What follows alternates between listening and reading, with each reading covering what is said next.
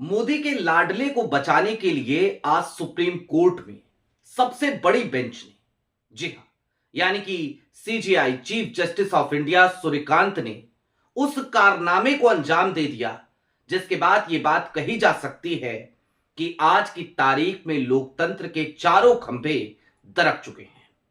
चाहे वो कार्यपालिका हो, चाहे विधायिका, चाहे न्यायपालिका या फिर कि मीडिया तो बहुत पहले ही दरक चुकी है। आखिरकार आज की तारीख में सबसे बड़ी बेंच भारतीय जनता पार्टी की प्रवक्ता बनती हुई क्यों नजर आई और किस तरीके से चंद्रचूड़ का रिकॉर्ड आज सीजेआई सूर्यकांत ने तोड़ दिया, सारी बातें जरा विस्तार से करेंगे। नमस्कार, मैं स्वप्निल और आप मुद्दा देख रहे हैं। दोस्तों, आगे बढ़ें उससे पहले वही छोटी सी अपील। मुद्दा इन दिनों एक गंभीर आर्थिक संकट से जूझ रहा है। एक तरफ हमारे मेन बैंक अकाउंट्स बीते लंबे समय से फ्रीज चल रहे हैं, तो दूसरी तरफ हमारे 2.5 साल पुराने चैनल को हमसे लंबे समय तक छीन कर रखा गया था। ऐसे में डे टू डे ऑपरेशंस में मुद्दा को काफी मुश्किलों का सामना करना पड़ता है। लिहाजा आपसे गुजारिश है, यदि आप चाहें तो स्क्रीन पर दिख रहे क्यूआर कोड या फिर के नीचे दिख रहे यूपीआई नंबर के जरिए मुद्दा की छोटी छोटी मदद जरूर कीजिएगा ताकि हमारी बेबाकी यूं ही बरकरार रहे। अब आगे बढ़ते हैं। हिमंता बिस्वा शर्मा, मोदी और शाह दोनों की आंखों के तारे, एक ऐसे मुख्यमंत्री जो भारतीय जनता पार्टी की उस नफरती सोच को आगे बढ़ाते हैं और बार बार इस तरीके के बयान देते हैं कि उन बयानों से पूरे देश में तहलका मच जाता है। इस देश की माइनॉरिटी ये सोचने पर मजबूर हो जाती है कि ये कौन सा नया भारत बन गया है, ये कौन सा न्यू इंडिया बन गया है। इसी तरीके का एक पोस्ट एक बार फिर बीजेपी आसाम ने किया था।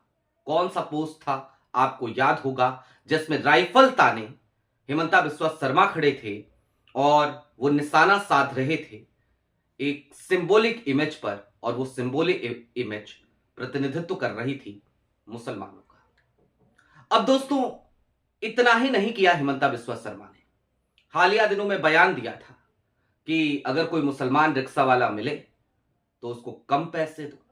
इस पे भी बवाल कटा था। और बात सिर्फ असम चुनावों के मद्देनजर की नहीं है। वो झारखंड आए चुनाव में प्रचार के दौरान, तब भी उन्होंने इसी तरीके की बेतुकी बातें करी। जहां भी जाते हैं बेतुकी बातें ही तो करते हैं। अब इनके खिलाफ याचिका आज पहुंची थी सीजेआई सूर्यकांत के पास, और उस याचिका में यह मांग की गई थी कि एफआईआर दर्ज कराई जाए, एसआईटी गठित की जाए। लेकिन पता है सीजेआई सूर्यकांत साहब ने क्या कारनामा किया? आपकी स्क्रीन पर एक एक करके जरा मैं कुछ हेडलाइंस पहले दिखा देना चाहता हूं।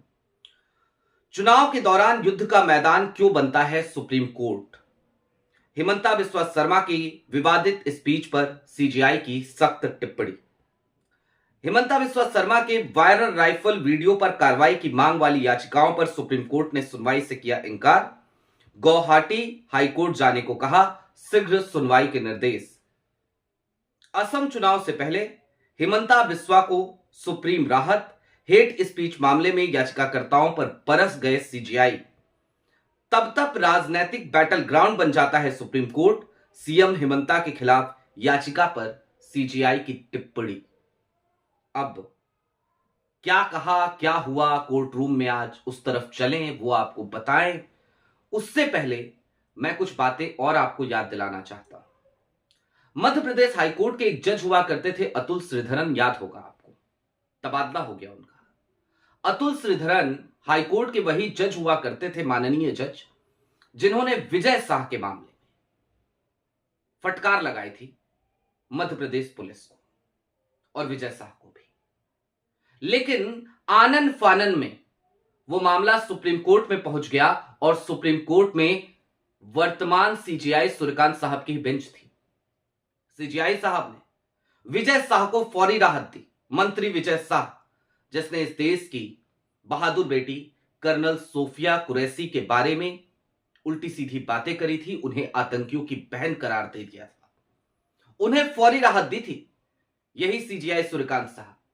और आज आज तक एसआईटी की जांच चल ही रही है, अभी तक रिपोर्ट नहीं आई है। आलम यह है कि मध्य प्रदेश सरकार अभी और समय मांगने वाली है सीजेआई सूर्यकांत साहब की बेंच में आकर के, और जहां तक हमें लगता है वो वक्त भी मध्य प्रदेश सरकार को, मोहन यादव की सरकार को मिल जाएगा। अब देख रहे हैं दोहरा तरीका। अब आगे बढ़िए और जरा आज के इस मामले को तफसील से समझिए कि आज सुप्रीम कोर्ट में क्या हुआ। मामला पहुंचा, सीजेआई सूर्यकांत साहब थे और जस्टिस विजय माल्या बागची साहब थे, इन दोनों की बेंच में। जब ये मामला पहुंचा तो उसके बाद से सीजेआई साहब को गुस्सा आ गया, उनकी त्योरियां चढ़ गई, वो बौखला गए, नाराज हो गए और कहने लगे कि हर मामला हम ही सेटल करें क्या? हर मामला सुप्रीम कोर्ट में ही आता रहेगा क्या? जब जब चुनाव आते हैं आप लोग सुप्रीम कोर्ट को कोई प्लेग्राउंड बना देते हैं, जब जब चुनाव आते हैं सुप्रीम कोर्ट को आप लोग बैटल ग्राउंड बना देते हैं।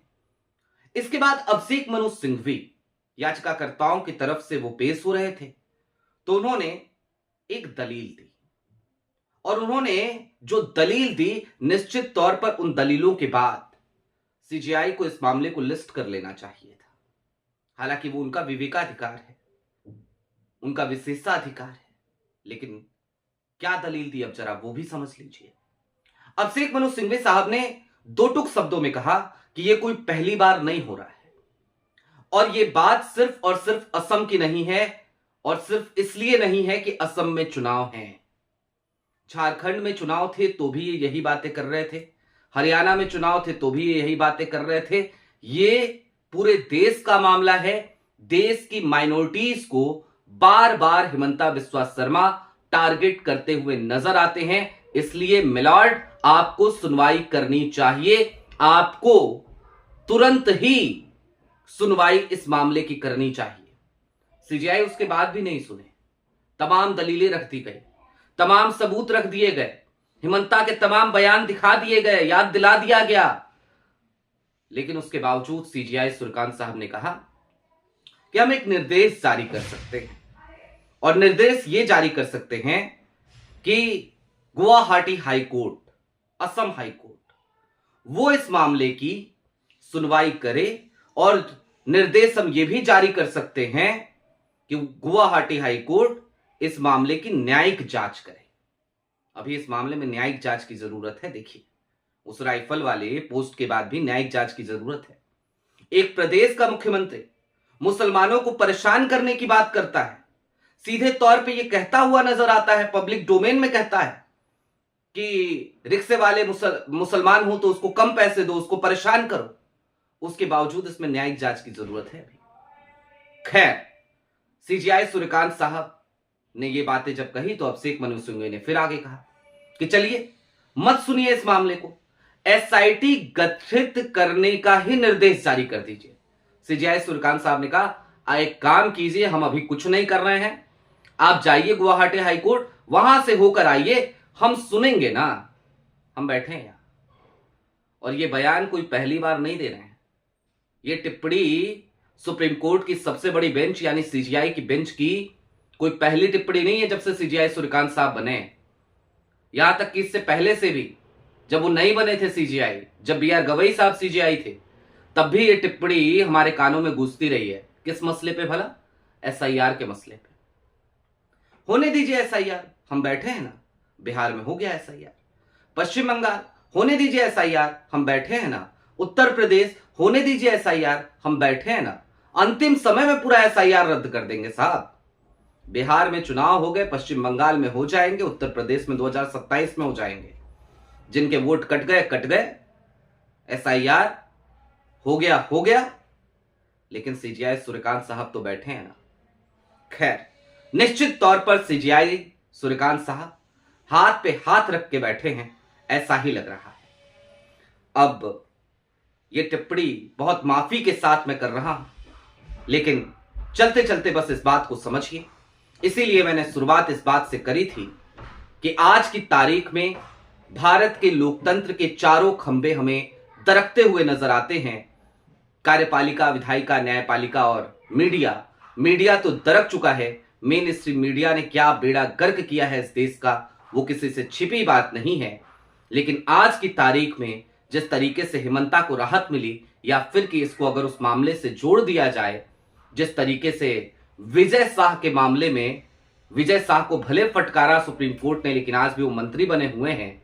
ये तमाम मामले इस बात की बानगी हैं कि इस देश में आज की तारीख में संशय, प्रश्न चिन्ह हर संस्था पर जाकर लग जाता है, क्या चुनाव आयोग और क्या सुप्रीम कोर्ट। अब दोस्तों, मामला गुवाहाटी हाई कोर्ट में जाएगा।